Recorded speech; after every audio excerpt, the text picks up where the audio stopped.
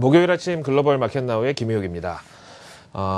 우리 추석이나 설 같은 이제 이 명절 연휴를 앞두고 있는 증시가 좋았던 적은 크게 없었던 것 같습니다. 이번에도 역시 대외 불확실성하고 어떤 우연치 않은 오비락인지 모르겠지만은 올해도 역시 추석 연휴 중간에 주간 증시는 크게 좋지 않은 한국 증시의 어떤 이 역사적 징크스가 똑같이 나타나고 있습니다. 간밤에 미국 증시 보실까요? 다우지수가 50포인트, 나스닥이 3포인트, S&P 500 지수도 역시 3포인트 정도. 하락폭이 크진 않았습니다만 특별히 확신도 없는 가운데 지금 주식 비중을 늘려야 될 만한 이유를 찾지 못하고 있는 글로벌 금융시장이고요.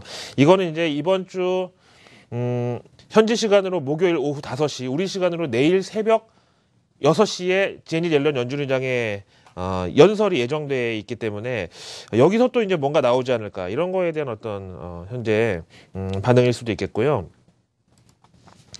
과연 그럼 이게 우리 추석 연휴 지나고 오면은 그때는 해소가 돼 있으려나? 그렇다면 추석 연휴 들어가기 전에 지금 미리 주식을 사놓고 추석 연휴를 맞는 게 좋은가? 이런 거에 대한 생각은 아직까지는 이제 조금 미뤄두는 게 좋다고 생각을 하고요. 어제 우리 증시 또 한 번 급락을 했죠. 참 어쩜 그렇게 하락할 때는 어떤 이제 탄력성이나 저항에 대한 어떤 이런 하방 경직이 그렇게 약한지 참 모르겠어요. 어제 이제 상해 지수 급락에 따른 것으로 얘기가 되고요. 상해 어제 보면 이제 차이신 제조업 지수가 77개월 만에 최저치였나요? 한 6년 반 만에 최저치로 나왔죠. 여기에 따라서 야, 이제 중국은 진짜로 뭔가 좀 처방이 필요해 보인다. 그냥 뭐 사람이라는 게 원래 뭐 컨디션이 좋은 날도 있고 안 좋은 날도 있고 뭐 이런 거지라고 그냥 이제 내버려 두기에는 이제는 진짜 뭔가 약을 써야 되겠다. 그렇지 않고는 안 되겠다. 좀 이런 정도의 어떤 느낌까지 왔다는 거고요. 앞에서도 말씀드린 대로 뭐 까마귀 날자 배 떨어지는 식의 이제 그런 하락일지 몰라도 추석 연휴를 앞두고서 뭐 현금 확보의 어떤 분위기, 그리고 우리나라는 항상 어떤 대외 불확실성에 대해서 좀 더 크게 오버하는 반응이 좀 항상 나왔었기 때문에, 특히 악재에 대해서 우리가 이제 추석 연휴 4일 동안 이제 쉬는 동안에 혹시라도 나라 밖에서 무슨 일이 있을까봐 걱정이 돼서 이제 현금 확보 분위기가 일어나고 있는 등등해서 여러 가지 뭐 대외 이슈와 대내 어떤 센티멘트까지 다 우리 시장의 약세를 부추기고 있다고 말씀드리고요. 일단 중국에 대해서는 제조업 지수가 하락한 이유를 이제 가만히 생각해 보면은 세계의 공장이라고 불리는 중국의 제품을 만드는 데 있어서 해외의 어떤 수요나 주문이 많이 감소했기 때문이라는 어떤 대승적인 이유가 있지 않느냐, 이렇게 보고요. 저는 이제 참 8년 동안 뭐 밥만 먹고 외신만 들여다보고 있는 사람으로서 격세지감이라고 하면은, 원래는 이제 중국에 대해서 얘기가 나오면 항상 그 사진 자료가 뭐 뻔한 게 만리장성 아니면은 뭐 그 중국 시골 장터 같은 데 아니면 사람 엄청 많은 거 이런 거 나오는데, 이제는 중국도 이렇게 거의 이제 90년대 일본의 풍경 같은 자료 화면이 나온단 말이에요. 한 여성이 스마트폰을 손에 들고 머리에 선글라스를 이렇게 헤어밴드 대신에 올리고 지금 다리를 육교를 건너가는 그런 모습이죠. 그래서 글로벌 경기 둔화의 어떤 리트머스 시험지 역할을 한 것이 맞고, 요 메이드 인 차이나 제품의 수요 감소는 생필품에서부터 기호품까지 전방위적인 글로벌 수요 약세를 의미한다. 이런 와중에 올해 위안화 추가 평가 절하의 압력은 증가하고 있다. 올해 내로 한두 번 더 나올 수 있다. 이렇게 얘기하고 있습니다. 다음에 포춘지 보실까요? 78개월 만에 최저치였네요. 이제는 좀 인내심이 필요해 보인다. 무슨 인내심이냐면은 중국이 지금 어떤 체질 개선에 나서고 있잖아요. 체질 개선을 하려면 이제 다이어트도 좀 해야 되고, 그동안에 즐겨 먹던 음식도 좀 줄이고, 그 다음에 약도 좀 먹어야 되고, 이런 상황에서 인내심이 필요하다. 그 인내심에 현재는 쓰지만 결과는 달 것이다. 효율성 제고에다가 개혁 개방, 그 다음에 안정성을 확보하기 위한 고행이다. 이제 이렇게 해서 이번 시진핑 중국 주석이 현재 미국을 방문 중인데, 여기서 얘기했던 좀 시간을 달라, 외국인 투자자들은 우리를 롱텀으로 좀 판단해 달라, 이런 거에 대한 입장을 그대로 좀 존중해 줬다. 이렇게 폴춘지 기사 제목은 보겠습니다. 그 다음에 이제 어제 글로벌 PMI 데이였었는데요. 중국은 앞에서 말씀드린 대로 형편없이 나왔고 미국도 그다지 좋지는 않았습니다.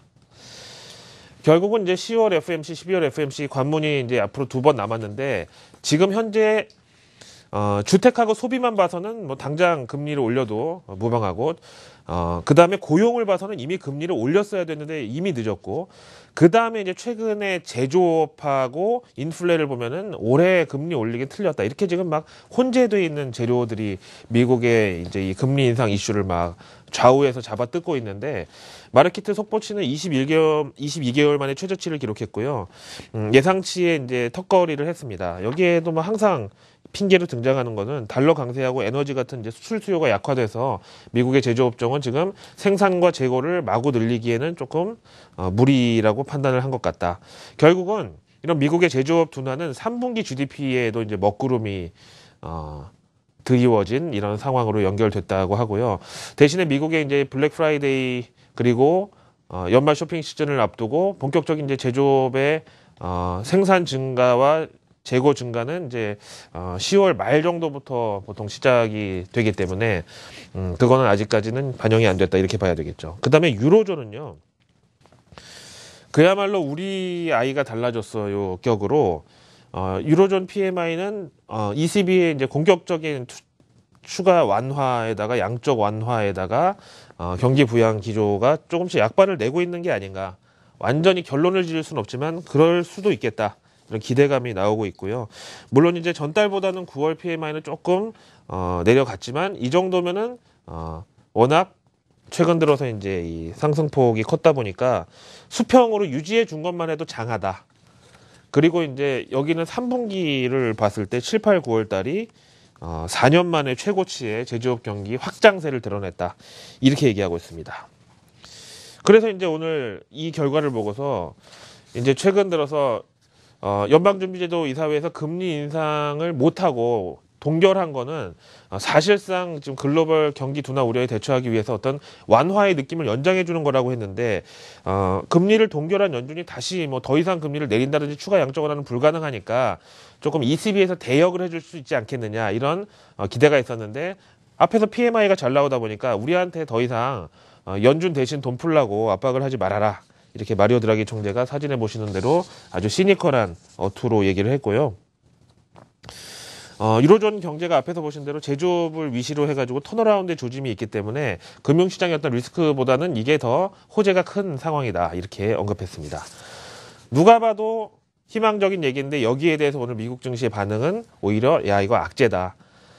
연준에서는 금리를 더 이상 내릴 건 없고 마이너스 금리는 사실상 불가능하고 추가 양적 완화는 정치적으로 좀 시끄럽고 ECB라도 돈을 좀 더 풀어주면은 그 돈이 달러가 찍혀있든 유로화가 찍혀있든 유동성 환경은 계속해서 완화 쪽으로 이어질 것이라고 기대를 했는데 저렇게 유로존 PMI 오늘 호조에 예기치 못한 마리오 드라기 총재의 매파적 발언까지 겹쳐지면서 오늘 미국에서 실망 매물이 좀 나왔고요. 그 다음에 폭스바겐 파문이 지금 일파만파로 커져가고 있고 비록 이제 3거래일 만에 오늘 폭스바겐의 주가는 현지에서 반등을 하긴 했지만 그동안 우리가 진짜 범법 행위를 했는지 확실히 밝혀지기 전까지는 사임하지 않겠다고 버티던 폭스바겐 CEO가 마침내 사임을 했습니다. 표정만 봐도 뭐 전혀 즐거운 표정은 아니죠. 근데 이게 이제 전 세계가 시끄럽다는 건 뭐냐면은 우리나라도 지금 정밀 조사에 착수했다고 나왔고 이게 처음에는 EPA라고 하는 미국의 에너지 환경 보호국에서 시작을 했는데 뭐 잘 아시다시피 디젤이 진동도 심하고 좀 매연도 있지만 그래도 연비 때문에 쓰는 건데 요즘에 유가가 워낙에 떨어지다 보니까 디젤의 가장 큰 메리트인 이런 연비의 장점은 사실 많이 묻혀 있고 부작용 쪽에 좀 관심이 집중되고 있는 거는 뭐 누구나 우리 다 상식적으로 생각할 수 있는 건데 이제는 말이죠. 미국의 이제 연방 법원하고 FBI까지 나섰고 그 다음에 개별 소송이 또 지금 확산되고 있다네요. 잘 아시는 대로 미국은 이제 어떤 징벌적 손해배상 제도가 확실한 나라이기 때문에 마트에서 이제 밑에 물이 떨어져서 미끄러운데 거기서 본인이 부주의해서 자빠졌는데 그거 소송해가지고 어떤 할머니가 뭐 $100만 받아냈다 그러고 그 다음에 담배도 자기들이 이제 좋아서 담배 사서 핀 거를 가지고 담배 제조사의 책임을 물어가지고 또 몇백만 달러를 받아낸 적도 있고, 지금 이게 생각보다 클 수도 있다는 거고요. 그러다 보니까 이제 독일 정부에서도 뭐 우리도 개별 조사하겠다. 여기 사우스 코리아, 한국 나왔고, 뉴질랜드, 그다음에 프랑스나 영국 같은 데서도 지금 정밀 조사에 착수를 했다. 이렇게 나왔습니다. 그래서 이제 어제 우리 전기차 관련 리튬 이온 전지 관련주들은 뭐 상한가를 가고 이랬는데, 저는 물론 이제 이런 어떤 반사 이익에 대해서 시장의 어떤 기회로 인식하는 것은 뭐 바람직하다고 보지만, 현실적으로는 조금 잘못된 어떤 리액션이 아니었나, 이렇게 생각하는데, 그 이유는 조금 이따가 이제 설명을 드리고요. 이제 미국에 우리가 현실을 좀 볼 필요가 있는데, 우리나라는 휘발유 가격이 경유 가격보다 더 비싸잖아요. 근데 이제 미국은 반대예요. EIA 에너지 정보청의 이 유가 동향을 보면은 미국은 디젤 가격이 더 비싸졌거든요. 그 이유는 이게 매연이 많이 나오다 보니까 배출가스나 환경 오염 같은 이런 세금 때문에 그렇고요. 이제 디젤 가격 이제 뭐 이런 주말에 폭스바겐 파문 이후로 디젤 가격이 조금 이제 하락을 했는데, 그래서 미국은 막 8,000cc 트럭 이런 것도 다 휘발유거든요. 물론 이제 디젤 가격이 더 비싸니까 이제 뭐 여기에서 따지는 연비는 사실 상대적인 걸로 봐서 휘발유가 더 가격 메리트가 있다는 거고, 그렇다면 미국의 이제 석유 재벌과 제네랄 모터스 뭐 어제 후원 금액하고 로비 금액 비교도 뭐 봤는데, 이런 데서 의도적으로 지금 이 디젤 엔진이나 어떤 독일 그리고 해외 자동차 메이커들에 대한 어떤 견제구를 던지는 그런 식으로 지금 이제 대선 1년 앞두고 있는 워싱턴과의 어떤 손발이 맞아서 이렇게 시작된 이게 파문이라고 할 것 같으면, 전기차에도 과연 이게 호재일까요? 지금 테슬라가 왜 온라인 판매에 집중하는지 아시죠? 미국은 자동차 딜러들이 우리나라처럼 현대차 대리점에서는 현대차만 팔고 기아차 대리점에서는 기아차만 팔고 이런 게 아니라, 딜러십을 가진 자동차 대리점에서는 각 자동차 메이커를 다 팔 수가 있거든요. 근데 이제 미국의 자동차 이 메이커들이 물론 이제 자기들과의 어떤 오랜 교감을 바탕으로 해서 압박을 했겠지만, 미국의 딜러들이 테슬라를 팔지를 않아요. 그래서 온라인으로밖에 팔 수 없는 거고, 여기에는 이제 기존 자동차 메이커들이 야 테슬라 딜러십에서 받으면은 우리 차 니네 안 준다 뭐 이런 것도 다 있다는 건데, 과연 이렇게 디젤 차량과 해외 자동차 메이커들에 대한 견제가 전기차에 대한 수혜냐? 절대 저는 그렇게 보지를 않고 있고요. 지금 이제 개별 이슈치고는 상당히 이제 커지고 확대가 되고 있는 폭스바겐 스캔들에 대해서 시장 관점에서는 다음과 같이 봅니다. 유로존의 제조업과 자동차 업체들은 물론이고 유로화까지 이제 타격을 주는데, 물론 이제 오늘은 상승을 했습니다만은 유로화하고 유로존 제조업에 대미 대일 동시 이제 약세가 나타났었고, 현지에서는 야 이게 진짜 정말 어떤 의도적인 게 아니냐, 개별 이슈치고는 전례 없는 파급력을 나타내고 있다, 이제 이렇게 보는 거죠. 그래서 결국은 이런 환율 시장의 변동성까지 보면은 이제 뭐 달러 인덱스, 그 다음에 아시아 달러 인덱스, 이제 여기에까지 영향을 미친다고 보고 있고요. 어제 우리 환율 급등은 아시아 달러 인덱스의 전일 급락과 연결된다고 이제 보겠습니다. 그 다음에 그저께가 벌써 이틀이 지났는데요.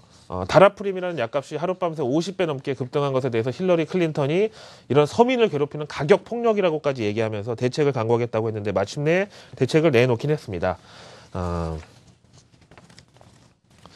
근데 이제 시장에서는 뭐 그런가 보다, 뭐 대통령이 아니니까 아직 대선 후보니까 이제 그런가 보다 하고 있고요. 이제 이거는 우리 차원에서는 이제 앞에서도 말씀드렸지만, 미국 대통령 선거를 1년 앞두고 있다 보니까 자동차, 제약 이런 전통 미국의 대형 로비가 강한 이 기업들이 자꾸 이제 워싱턴을 끼고 들어와서 시장의 불확실성을 확대시키는 것이 결국은 폭스바겐 스캔들도, 그다음에 이번 바이오 스캔들도 다 연결돼 있지 않나, 이런 게 좀 저는 불편하다고 보고 있고요. 그다음에 이제 또 하나의 이슈는 제넷 옐런이 우리 시간으로 내일 새벽 6시에 매사추세츠 에머슨 대학인가요? 여기서 이제 연설을 하는데, 지금 시장의 기대는 너무 탐욕의 끝을 달리고 있습니다. 10월, 12월도 아니고 금리 인상이 이제 올해 안 나올 것이라는 확신을 달라고 지금 옐런을 향해서 어떤 구애를 하고 있는데, 이제 내년이 나온다고 하면 이제는 그걸 또 당연하게 생각하고 올해 12월 아니면 또 올해 내로 가능하다고 옐런이 얘기를 하면 금리 인상에 대해서 또 시장이 삐칠 정도의 그런 좀 너무 지나친 탐욕까지 와 있습니다. 그래서 현재 심리가 이렇다는 거고요. 내년에나 가능하다고 인식을 하고 있다고요. 그 다음에 지금 시진핑 중국 주석이 미국을 방문하고 있고요. 현지 시간으로 금요일 날 미중 정상회담, 시진핑과 오바마의 이제 이 단독 회담이 예정돼 있는데 기사 하나 보실까요? 우리가 보통 이제 대륙의 스케일이다 뭐 이런 얘기를 하는데 우리나라도 그렇지만 이제 해외를 방문할 때 기업인들하고 이제 경제 전문가들 같이 이제 수행단으로 들어가는데 오늘 이제 시진핑과 이 경제 단체장들이 미국에서 발표한 거에 따르면 보잉 항공기 300대를 주문했는데 이게 규모가 우리 돈으로 45조 2천억 원 규모라네요. 참 어마어마하죠. 그래서 뭔가 좀 관심을 끌어보려고 하고 있는데 현지에서는 지금 교황 방문에 관심이 더 큽니다. 시진핑 입장에서는 좀 외교적으로 약간 좀 기분이 좀 나쁠 수도 있는 정도고요. 이제 워싱턴을 오늘 방문했는데 15,000명의 이제 인파가 나왔고 이런 상황입니다. 그래서 이제 중국과 미국의 이제 관계, 미국과 중국의 관계는 우리가 이렇게 보시다시피 협력자이면서도 서로 좀 이 경계를 하고 있는 그런 사이라고 보겠고요. 보통 이제 저녁 때 가정주부들은 저녁 메뉴를 뭘 할까, 애들을 뭘 해서 먹일까 이제 고민을 하는데 뭐 애들도 마침 좋아하고 하니까 이제 짜장면을 시켜줬는데 그걸 먹으려고 하는 순간 갑자기 띵동하고 벨이 울리면서 아빠가 피자하고 파스타를 한 묶음을 이제 사갖고 온 거죠. 당연히 애들 입장에서는 이제 그쪽으로 관심이 갈 수밖에 없는 상황인데 뭐 비유를 드렸다고 했는데 너무 좀 저급했나요? 마지막으로 MSCI 한국 지수 보겠습니다. 50선에 잠깐 들어갔을 때 외국인 순매수로 일시적으로 돌아섰었고 그 뒤로 미끄러지고 있는 상황입니다. 아무래도 추석 연휴에는 뭐 그렇게 좋지 않을 것이라는 생각은 우리가 미리 각오를 하고 있었지만 그러면 추석 지나고 왔을 때 시장이 확실히 좀 좋게 달라져 있을 것이냐에 대해서 지금 저가 매수를 하냐의 관점은 오늘은 약간 좀 밀어놓고 내일 생각해봐도 늦지 않겠습니다. 제니 옐런 연준 의장의 연설은 우리 굿모닝 투자의 아침에서 생중계해드릴 예정이니까요. 내일도 관심 많이 부탁드리겠습니다. 저는 이만 물러갑니다.